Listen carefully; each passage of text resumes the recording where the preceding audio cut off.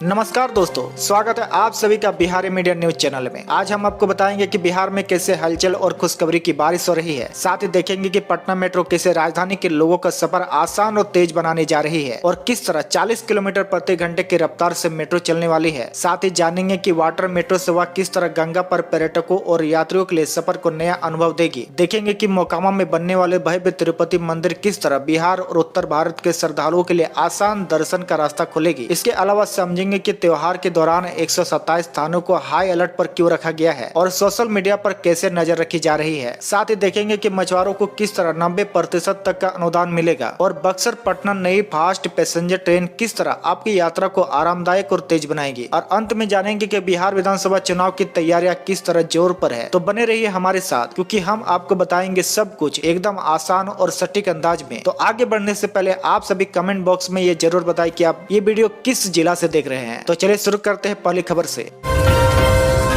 के मोकामा वासियों के लिए बड़ी खुशखबरी है, क्योंकि यहां अब भव्य और दिव्य तिरुपति मंदिर बनने जा रहा है। नीतीश सरकार ने ऐलान किया है कि करीब 10 एकड़ जमीन तिरुमला तिरुपति देवस्थानम को दी जाएगी, जो आंध्र प्रदेश के मशहूर तिरुपति बालाजी मंदिर का संचालन करती है। अब तक श्रद्धालुओं को भगवान वेंकटेश्वर के दर्शन के लिए हजारों किलोमीटर दूर आंध्र प्रदेश जाना पड़ता था, लेकिन मोकामा में इस मंदिर के बन जाने के बाद बिहारी नहीं बल्कि पूरे उत्तर भारत के करोड़ों भक्तों को आसान सुविधा मिल जाएगी। यह कदम न सिर्फ धार्मिक दृष्टि से अहम है, बल्कि पर्यटन और आर्थिक विकास के लिहाज से भी बड़ा असर डालेगा। मोकामा में बनने वाला यह मंदिर लोगों की आस्था का केंद्र बनेगा और स्थानीय स्तर पर रोजगार और व्यापार को बढ़ावा देगा। यह फैसला बिहार के लिए ऐतिहासिक और गर्व का पल माना जा रहा है।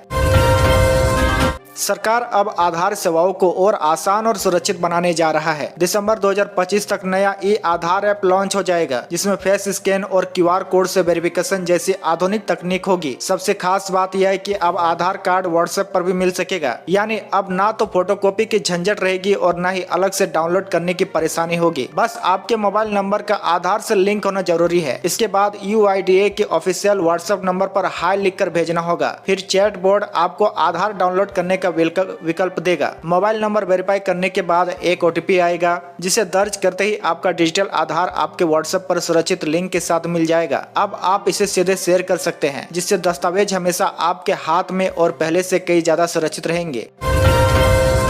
पटना मेट्रो का इंतजार अब खत्म होने वाला है, क्योंकि इसका काउंटडाउन शुरू हो गया है। न्यू ISBT 0 माइल से लेकर भूतनाथ रोड स्टेशन तक का काम लगभग पूरा हो चुका है और आज इसका अंतिम ट्रायल भी किया जाएगा। अगर सब कुछ ठीक रहा तो अक्टूबर के पहले हफ्ते में इसका उद्घाटन भी हो सकता है। मेट्रो फिलहाल 40 किलोमीटर प्रति घंटे की रफ्तार से चलाई जाएगी और इसका न्यूनतम किराया 15 रुपए रखा गया है, ताकि आम लोग भी इसका आराम से फायदा उठा सके। पटना मेट्रो शुरू होने से राजधानी की ट्रैफिक समस्या काफी हद तक कम हो जाएगी और लोग तेजी से सुरक्षित और सस्ती यात्रा का बेहतर विकल्प मिलेगा। यह परियोजना न सिर्फ शहर की रफ्तार बढ़ाएगी, बल्कि लोगों के रोजमर्रा के सफर को भी बेहद आसान बना देगी। पटना वासियों के लिए ऐतिहासिक पल जल्द ही हकीकत बनने जा रहा है।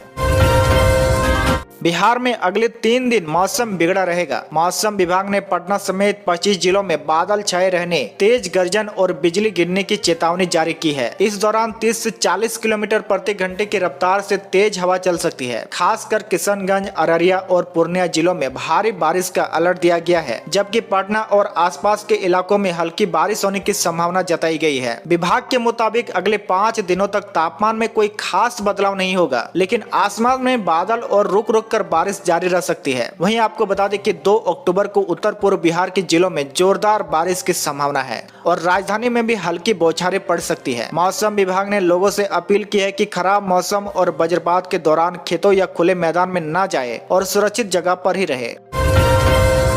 पटना और बिहार के लोगों के लिए बड़ी खुशखबरी है, क्योंकि पूजा से पहले रेलवे 7 नई ट्रेनों की सौगात देने जा रहा है, जिसमें 3 अमृत भारत एक्सप्रेस भी शामिल है। वहीं उप मुख्यमंत्री सम्राट चौधरी पटना जंक्शन से इन ट्रेनों को हरी झंडी दिखाएंगे। इन ट्रेनों के शुरू होने से पटना और नवादा के बीच सीधी रेल सेवा शुरू हो जाएगी और शेखपुरा बरबीघा बिहार शरीफ होते हुए लोगों का वर्षों पुराना सपना पूरा होगा। वहीं पटना इस्लामपुर पैसेंजर और नवादा पटना पैसेंजर भी नई लाइन से चलेगी, जिससे दनियावा और आसपास के लोगों को बड़ी राहत मिलेगी। आपको बता दें कि 3 नई अमृत भारत एक्सप्रेस में मुजफ्फरपुर से हैदराबाद के पास चरलपल्ली तक, दरभंगा से अजमेर के पास मदार जंक्शन तक और छपरा से दिल्ली के आनंद विहार टर्मिनल तक चलेगी। खास बात यह है कि मुजफ्फरपुर से चरलपल्ली वाली ट्रेन बिहार की पहली अमृत भारत एक्सप्रेस होगी जो दक्षिण भारत जाएगी। इन नई ट्रेनों से बिहार की कनेक्टिविटी को और मजबूत होगी और यात्रियों को बेहतरीन सुविधा मिलेगी। पटना के लोगों का इंतजार अब खत्म होने वाला है क्योंकि गंगा नदी पर वाटर मेट्रो की सेवा जल्दी शुरू होने जा रही है। दीघा घाट से कंगन घाट के बीच इसका ट्रायल भी हो चुका है, जिसमें MV गोमदर कुंवर नाम का आधुनिक जहाज का इस्तेमाल हुआ है। 42 मीटर लंबा यह ऐसी जहाज दिखने में बहुत आकर्षक है और इसमें 50 लोग आराम से बैठ सकते हैं, जबकि 25 लोग खड़े होकर सफर कर पाएंगे। खास बात यह है कि इसे चलाने के लिए 1 मीटर से भी कम पानी चाहिए। यह जहाज हुगली कोचिन शिपयार्ड ने 12 करोड़ रुपए की लागत से तैयार किया है और इसे बिहार सरकार को सौंपा गया है। अब इसका संचालन पर्यटन विकास निगम करेगा। वहीं किराया अभी तय नहीं हुआ है, लेकिन तय है कि इसे बेहद मामूली दर पर रखा जाएगा ताकि बिहार का हर कोई इसका लाभ उठा सके। मुख्यमंत्री नीतीश कुमार जल्द ही इसका उद्घाटन करेंगे और धीरे धीरे दानापुर से लेकर सोनपुर और गांधी घाट तक कई रूटों पर यह सेवा शुरू होगी। दुर्गा पूजा के साथ ही त्योहारी सीजन शुरू होते ही बिहार राज्य पथ परिवहन निगम ने बड़ी पहल करते हुए खास बस सेवा शुरू कर दी है। अब छठ, दिवाली और त्योहार पर घर जाने वाले प्रवासी कामगारों और बिहार वासियों को सफर में आसानी होगी। ये स्पेशल बसें दिल्ली, उत्तर प्रदेश, झारखंड, हरियाणा और पश्चिम बंगाल जैसे बड़े राज्यों से रोजाना चलेगी। यह सेवा 20 सितंबर से शुरू होकर 30 नवंबर तक चलेगी। निगम ने ऑनलाइन टिकट बुकिंग की सुविधा भी पहले से शुरू कर दी है ताकि लोग आराम से पहले से टिकट बुक कर सके। भागलपुर से दिल्ली जाने वालों के लिए एसी बस का किराया 1487 रुपये और एसी स्लीपर का 2200 रुपये रखा गया है, जो हर रोज दोपहर 3 बजे भागलपुर से रवाना होगी। यह कदम त्योहार में सफर करने वाले लाखों लोगों के लिए बड़ी राहत लेकर आया है और लोगों को सुरक्षित व किफायती यात्रा का भरोसा देगा। बिहार विधानसभा चुनाव की तैयारियां तेज हो गई है और इसी कड़ी में 4 अक्टूबर को चुनाव आयोग की टीम पटना पहुंच रही है। वहीं मुख्य निर्वाचन आयुक्त ज्ञानेश कुमार खुद टीम के साथ राज्य के बड़े अधिकारियों की बैठक करेंगे और अब तक की तैयारियों को समीक्षा करेंगे। आयोग राजनीतिक दलों के नेताओं से भी मुलाकात कर सकता है ताकि उनकी राय और सुझाव को सुना जा सके। वहीं चुनाव के दौरान सुरक्षा और पारदर्शिता पर खास जोर रहेगा। इसी वजह से आयकर, रेलवे, एयरपोर्ट और सीमा सुरक्षा से जुड़े विभागों की जाँच पड़ताल की जाएगी। टीम यह भी देखेगी कि चुनाव निष्पक्ष और शांतिपूर्ण तरीके से हो। इसके लिए क्या क्या इंतजाम किए गए हैं। माना जा रहा है कि इस समीक्षा के बाद चुनाव की तारीखों भी जल्द ऐलान हो सकता है। इस दौरे से साफ है कि अब बिहार में चुनावी माहौल पूरी तरह से गरमाने वाला है। बिहार के एनसीसी कैडेट्स के लिए बड़ी खुशखबरी है। अब वे ट्रेन में 3rd AC में मुफ्त सफर कर सकते हैं। मुख्यमंत्री नीतीश कुमार के निर्देश पर उप मुख्यमंत्री और वित्त मंत्री सम्राट चौधरी ने इस फैसले का ऐलान किया है। उन्होंने कहा कि एनसीसी कैडेट्स लगातार राष्ट्रीय भावना के साथ देश सेवा से जुड़े रहते हैं और उनकी सुविधा के लिए यह ऐतिहासिक कदम उठाया गया है। अब जब भी कैडेट्स किसी ट्रेनिंग कैंप या शिविर में जाएंगे तो उन्हें 3rd AC का टिकट मुफ्त में मिलेगा। इस फैसले से बिहार के हजारों कैडेट्स को सीधा फायदा होगा और उन्हें यात्रा में कोई दिक्कत नहीं होगी। देश के कई राज्यों में यह सुविधा पहले से लागू थी और अब बिहार ने भी इसे लागू कर दिया है। सरकार का मानना है कि इससे युवाओं में एनसीसी के प्रति और ज्यादा रुचि बढ़ेगी और उन्हें प्रोत्साहन मिलेगा। यह फैसला वाकई एनसीसी कैडेट्स के लिए बड़ा तोहफा साबित हो रहा है।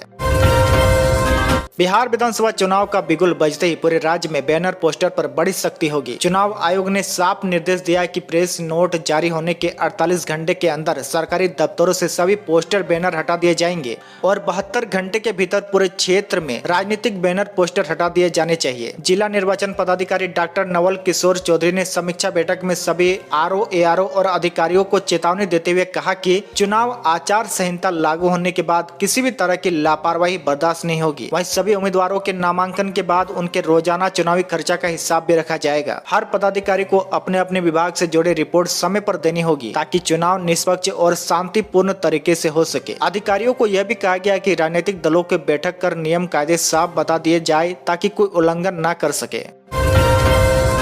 बक्सर से पटना जाने वाले यात्रियों के लिए बड़ी खुशखबरी है। रेलवे ने बक्सर पटना के बीच नई फास्ट पैसेंजर ट्रेन शुरू करने का ऐलान किया है, जिसका परिचालन आज से होगा। इस ट्रेन का नंबर बक्सर से पटना के लिए 53202 और वापसी में 53201 रहेगा। 53202 बक्सर पटना फास्ट पैसेंजर सुबह 6:30 बजे बक्सर से रवाना होगी और डुमराव, रघुनाथपुर, बिहिया, आरा, कुल्हड़िया, बिहाटा और दानापुर होते हुए सुबह 9:10 में पटना पहुँचेगी। कम ठहराव बदलाव की वजह से यह ट्रेन समय पर और तेजी से सफर पूरा करेगी। वहीं वापसी में 5-3-201 पटना बक्सर फास्ट पैसेंजर शाम 5:45 में पटना से चलेगी और रात 8:35 में बक्सर पहुंचेगी। यह ट्रेन सप्ताह में 6 दिन चलेगी। सिर्फ रविवार को नहीं चलना है, सिर्फ रविवार को नहीं चलेगी। इसका रखरखाव पटना और दानापुर में किया जाएगा। इस नई ट्रेन से यात्रियों को तेज, आसान और सुविधाजनक सफर का मौका मिलेगा और लोग अपने समय के अनुसार आराम से यात्रा कर सकेंगे।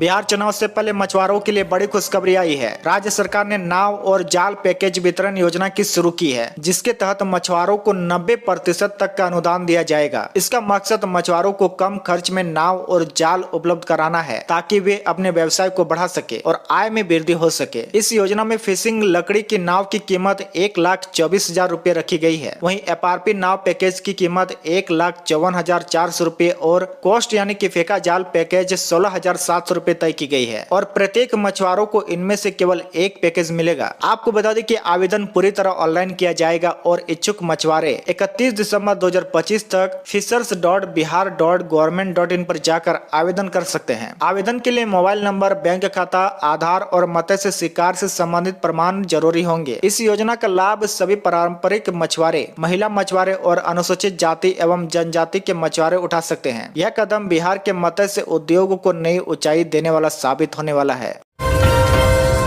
बिहार में दुर्गा पूजा को लेकर सुरक्षा के कड़े इंतजाम किए गए हैं। इस बार प्रशासन ने साफ कर दिया है कि बिना लाइसेंस के कोई भी पूजा पंडाल, मूर्ति विसर्जन या जुलूस नहीं होगा। वहीं प्रदेश भर में करीब 16,000 मूर्तियों की स्थापना हुई है। इसलिए हादसे को रोकने के लिए नेपाल बॉर्डर और पड़ोसी राज्यों से जुड़े 127 स्थानों को हाई अलर्ट पर रखा गया है। पुलिस ने सभी जुलूस की वीडियोग्राफी अनिवार्य कर दी है और सादे लिबास में विशेष पुलिस बल तैनात किया गया है, ताकि किसी भी घटना को तुरंत रोका जा सके। वहीं कंट्रोल रूम 24 घंटे एक्टिव रहेगा और सभी जिलों से लगातार रिपोर्ट मांगी जा रही है। इसके अलावा सोशल मीडिया पर भी नजर रखी जा रही है और किसी भी आपत्तिजनक पोस्ट या अफवाह पर तुरंत कार्रवाई होगी। वहीं साइबर यूनिट को ऑनलाइन ठगी और फर्जी पोस्ट से सतर्क रहने के निर्देश दिए हैं। इसके अलावा चुनावी मौसम के बीच यह व्यवस्था त्योहार को सुनिश्चित करने के लिए बेहद जरूरी है। चुनावी मौसम के बीच यह व्यवस्था त्योहार को सुरक्षित बनाने के लिए बेहद जरूरी है। बिहार क्रिकेट एसोसिएशन में अब नई ऊर्जा आने वाली है, क्योंकि रविवार को नई कार्यकारिणी का गठन किया गया और 24 साल के हर्षवर्धन को सर्वसम्मति से अध्यक्ष बनाया गया। वे अब तक के सबसे युवा BCA अध्यक्ष है और उनके नेतृत्व में बिहार क्रिकेट को नई दिशा मिलने की उम्मीद जताई जा रही है। नई टीम का मकसद राज्य में क्रिकेट के ढांचे को मजबूत करना और युवा खिलाड़ियों को बड़े मंच पर मौका देना है। वहीं उपाध्यक्ष के रूप में प्रियंका कुमारी, सचिव जियाउल अरफीन, कोषाध्यक्ष अभिषेक नंदन और संयुक्त सचिव रोहित कुमार चुने गए हैं। साथ ही समिति प्रबंधक का पद राजेश कुमार और गवर्निंग काउंसिलिंग में ज्ञानेश्वर गौतम को मिला है। चुनाव प्रक्रिया की निगरानी सेवानिवृत्त IAS M मुदस्सिर ने की, जिससे यह पूरी प्रक्रिया पारदर्शी और निष्पक्ष रही। नई टीम के गठन से बिहार क्रिकेट में बदलाव और सुधार की उम्मीद बढ़ गई है। बिहार विधानसभा चुनाव से जुड़े राजनीति में अब जोरदार हलचल शुरू हो गई है। केंद्रीय मंत्री और हिंदुस्तान अवाम मोर्चा के नेता जीतनराम मांझी ने कहा कि अभी तक बिहार विधानसभा सीटों की बंटवारे पर कोई अंतिम फैसला नहीं हुआ है। नवरात्र के खत्म होते ही NDA की बैठक होगी और उसी बैठक में सीटों का बंटवारा तय किया जाएगा। इसके लिए केंद्रीय उच्च शिक्षा मंत्री को बिहार चुनाव का प्रभारी बनाया गया है और केंद्रीय गृह मंत्री अमित शाह भी राज्य का लगातार दौरा कर रहे हैं, ताकि तैयारियों और पार्टी रणनीति को अंतिम रूप दिया जा सके। वहीं जीतनराम मांझी ने इसी दौरान विपक्ष पर हमला किया और कहा कि तेजस्वी यादव जनता को गुमराह करने का काम कर रहे हैं और संविधान का सम्मान नहीं कर रहे हैं। उनका कहना है कि चुनावी रणनीति और सीटों का बंटवारा पार्टी के सभी नेताओं की सहमति और रणनीति के अनुसार होगा।